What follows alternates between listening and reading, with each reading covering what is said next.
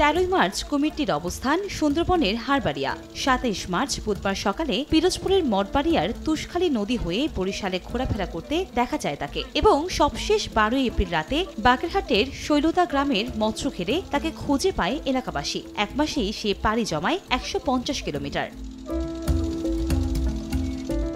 প্রশ্ন জাগতে পারে, কিভাবে জানা গেল এই কুমিরের চলন রেকর্ড? এটি কোনো সাধারণ কুমির নয়। নোনাপানির কুমিরের আচরণ গবেষণার মাধ্যমে কুমিরের চলাচল ও আবাসস্থল বিষয়ে জানার জন্য এই কুমিরের পিঠে স্যাটেলাইট ট্রান্সমিটার বসানো হয়।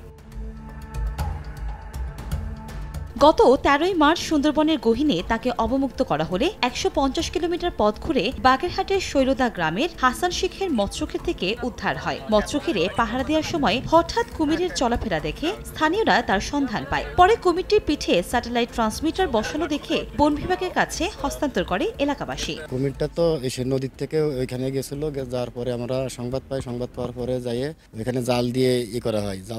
জালের ভিতরে আটকা পড়ে নাই, পরে ওই কুমির এমনি ধরে আর কি উঠানি হয়েছে। দেশের 1 নম্বর নেটওয়ার্কে মাইজিপি অ্যাপে রিচার্জ হবে এমবি ছাড়াই 1 ক্লিকে।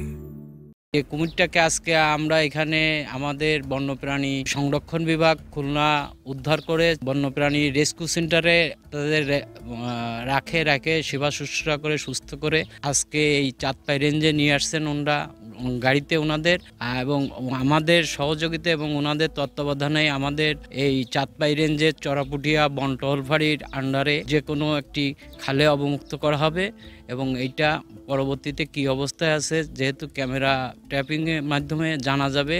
শুধু একটি নয়, আরো 3টি কুমির গবেষণার কাজে সুন্দরবনের গহীন বনে অবমুক্ত করা হয়। 4টি কুমিরের মধ্যে 2টি সুন্দরবন করমজলে পালন করা, আর অন্য 2টি জুলিয়েট ও যশোরের মাইকেল মধুসূদন দত্তের বাড়ি থেকে উদ্ধার করা মধু। বাগেরহাটের শৈলদা গ্রামের হাসান শেখের মৎস্যঘের থেকে উদ্ধার হওয়া এই কুমিরটি করমজলের ছিল। ট্র্যাকের রেকর্ড দেখা যায় এটি সুন্দরবনের বলেশ্বর নদী দিয়ে বেশ কয়েকটি জেলা অতিক্রম করে পিরোজপুর হয়ে প্রথমে বিষখালী নদী দিয়ে বরিশালে অবস্থান নেওয়ার পর বাগেরহাট এলাকায় প্রবেশ করে। এলাকাবাসীর কাছে উদ্ধার হওয়ার পর কুমিরটিকে বাগেরহাটের ঘের থেকে প্রথমে খুলনা বন বিভাগে প্রাথমিক চিকিৎসা দেওয়া হয়। সেখান থেকে মোংলা চাঁদপাই রেঞ্জের সহায়তায় পুনরায় চড়াপটিয়ার গহীনে অবমুক্ত করা হয়।